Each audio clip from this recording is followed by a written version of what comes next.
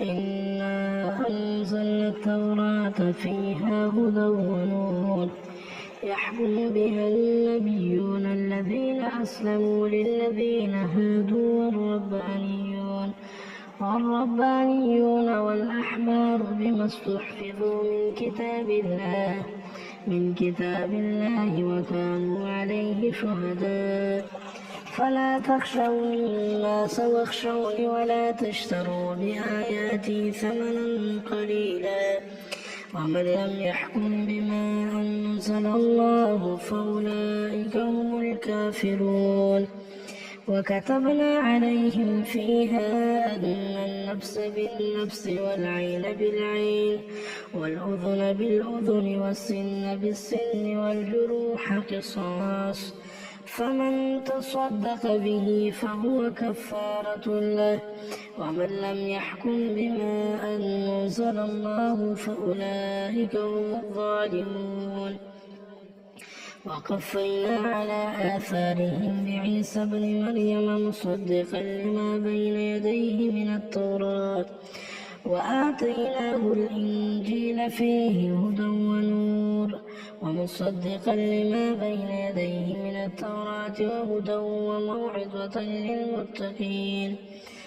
وليحكم أهل الإنجيل بما أنزل الله فيه ومن لم يحكم بما أنزل الله فأولئك هم الفاسقون وأنزلنا إليك الكتاب بالحق مصدقا لما بين يديه وأنزلنا عليك الكتاب بالحق مصدقا لما بين يديه من الكتاب ومهيمنا عليه فاحكم بينهم بما أنزل الله ولا تتبع أهواءهم عما جاءك من الحق لكل جعلنا منكم شرعة ومنهاجا ولو شاء الله لجعلكم أمة واحدة ولكن ليبلوكم فيما آتاكم فاستبقوا الخيرات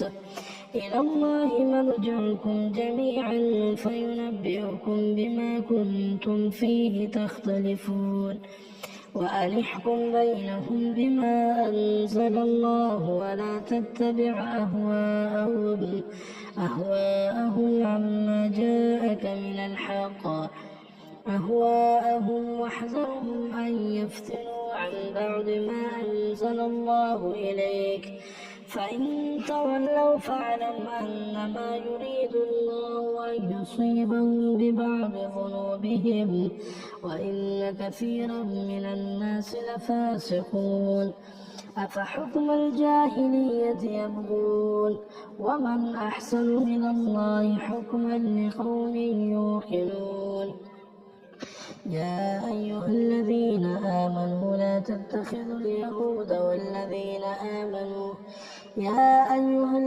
آمنوا لا تتخذوا اليهود والنصارى أولياء بعضهم أولياء بعض ومن يتولهم منكم فإنه منهم إن الله لا يهدي القوم الظالمين فترى الذين في قلوبهم مرض يصارعون فيهم يقولون نخشى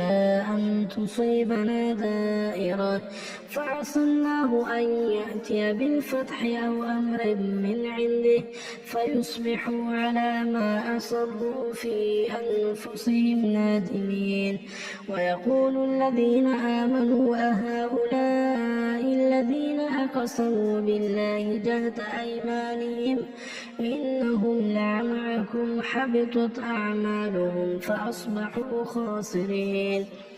يا أيها الذين آمنوا من يرتد منكم